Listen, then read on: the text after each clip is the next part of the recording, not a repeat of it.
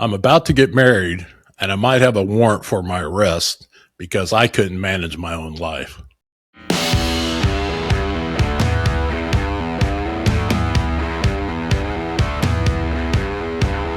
We're talking about the mistakes I didn't realize I was making. When I was in my 20s, I had a couple roommates and everything was in my name. The rent, the utilities, all that stuff.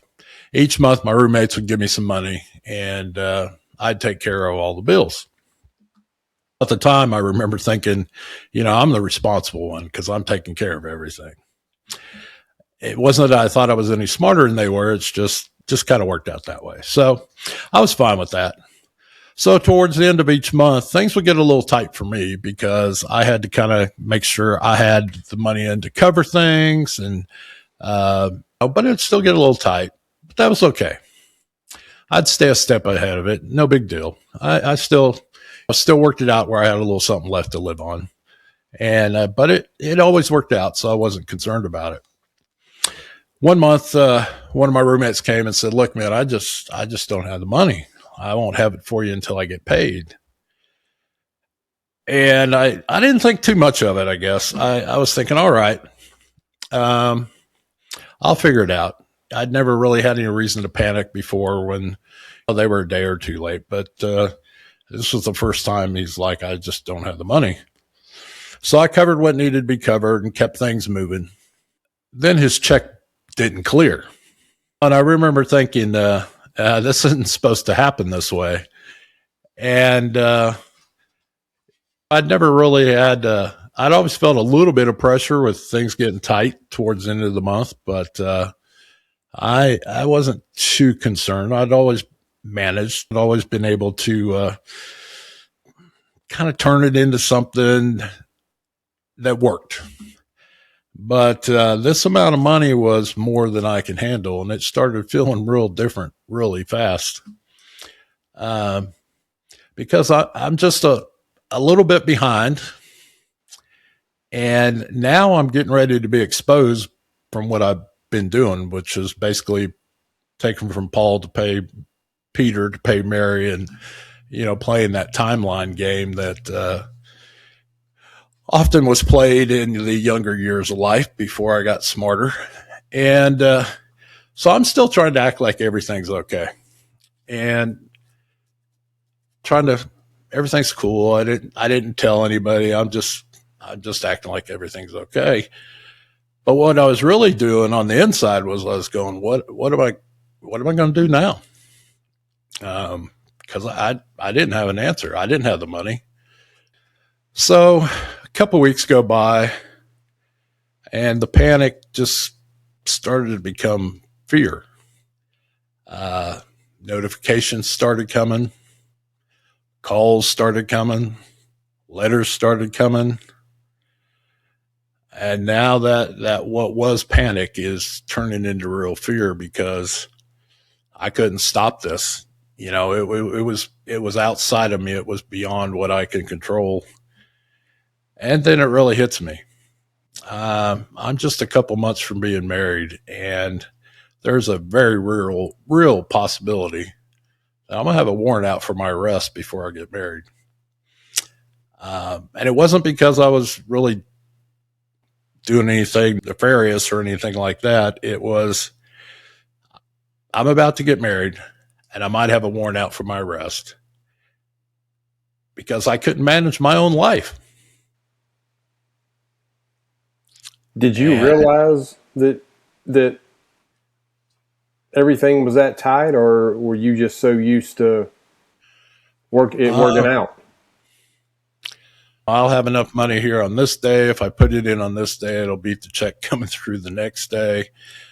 But what was happening is, and this was in the time where we wrote checks. So this had been a while ago, but I was writing little small checks, and not realizing that I wasn't going to have money in to cover the little small checks I was writing.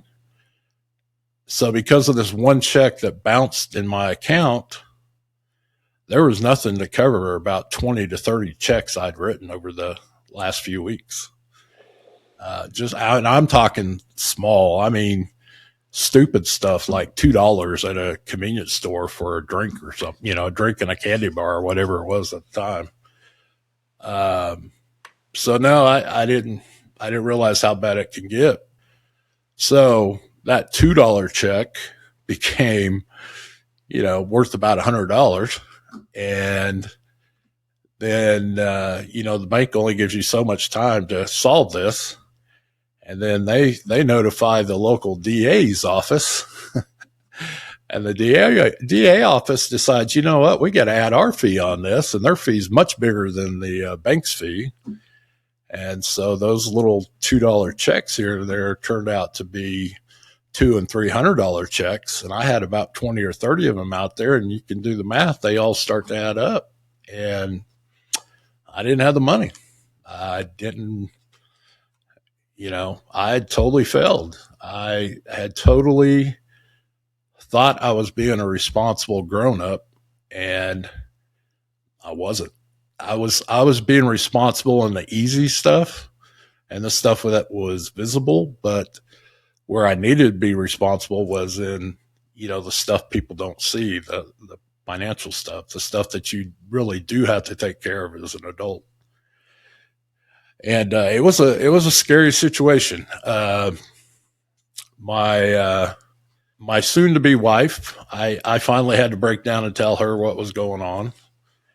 I can't say she was happy about it. She still married me, but we had a lot of making up to do for my bad decisions. And I didn't realize at the time what I was how bad of a mistake I was making, but it turned out to be bad.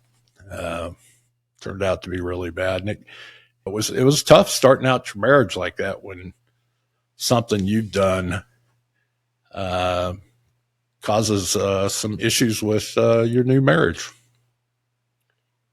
When did you realize in this whole process?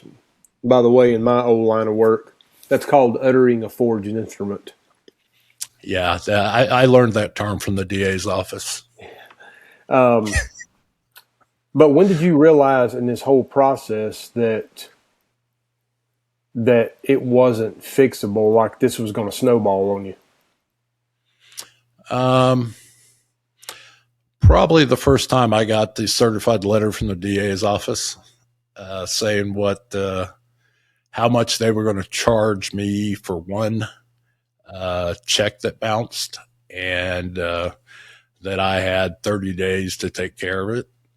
And I think when I first saw it, it was a little disheartening, but then when I realized that, oh my goodness, we're not just talking about one check, we're talking about multiple checks.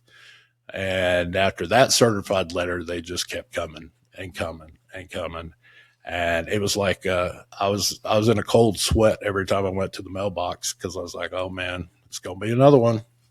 It's gonna be another one. And I did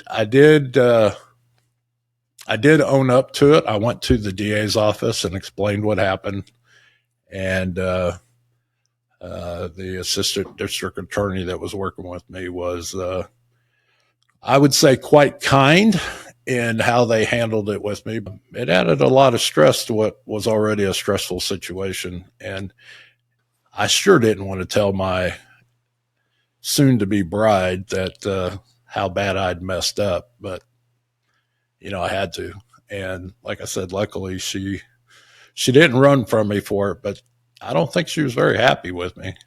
She asked me on our honeymoon, did I learn my lesson about writing checks? And I said, yeah, I'm not writing anymore. If they're written, they're coming from you. You're going back to the original start of this. Did your buddy ever pay you? No, no, and Good buddy. yeah, no, that kind of ruined that whole friendship. He kind of left me hanging. I think he just kind of figured, well, everybody was moving out in another month or two because I was getting married and I was moving to a different place, and yeah, so I never saw any. What about And the other two buddies? They paid their parts, but they didn't. They were in no better position than I was to come up with money they didn't have. They were able to take care of theirs. It really caused me a lot of problems. It took about a year to clean up completely. Looking back, there's no excuse. It was my fault. Even though somebody gave me a bad check, I should have known better, and I didn't. I mean, I'm not going to say I didn't. I just didn't. I didn't do what I should have done. I wonder how many men, either young or old, have dealt with something like this. There's other mistakes I've made. You're raising your hand. Okay. What have you done to? Not uttering a forged instrument. Okay. Yeah, I would have been. It would have been pretty bad to have to turn myself in. Um, but no, I mean, finances are always. There's other things too, but finances always trip people up. I know I've been in that situation where I can beat it to the bank. Yeah. The money will be there. I get paid at 1 o'clock, and as long as it's there by 3, because they don't do the processing until, this is my way of thinking.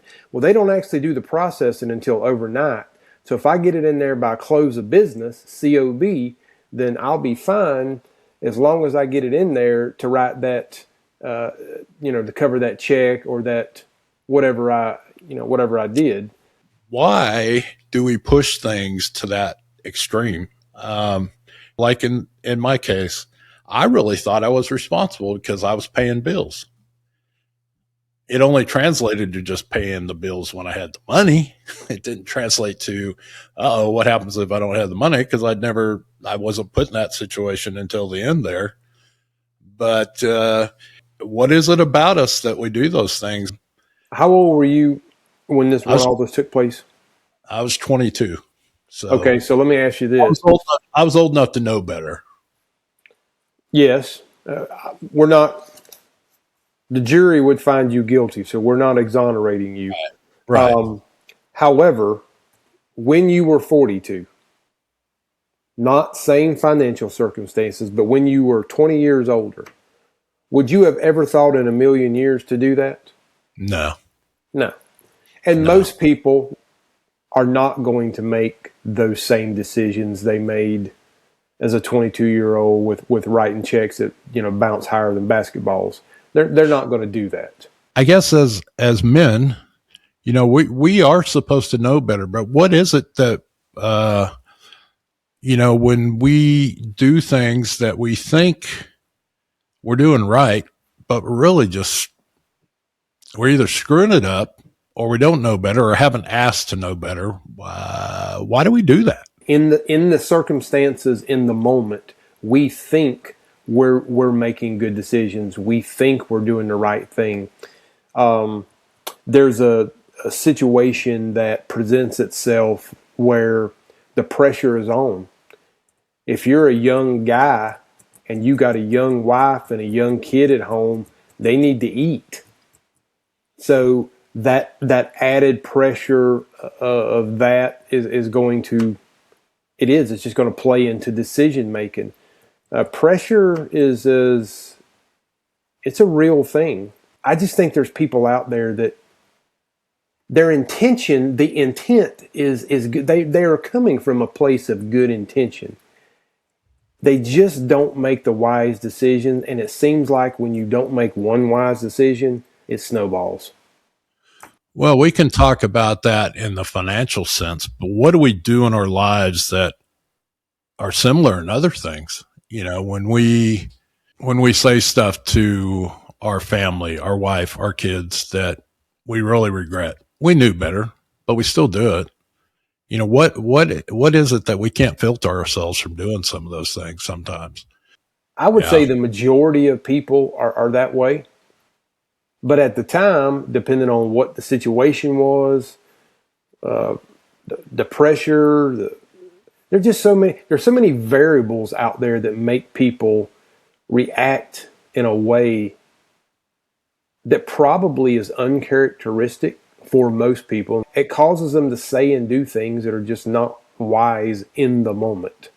You've got responsible actions, And then you got the actions you're doing for appearance. Do you see that a lot with guys in general?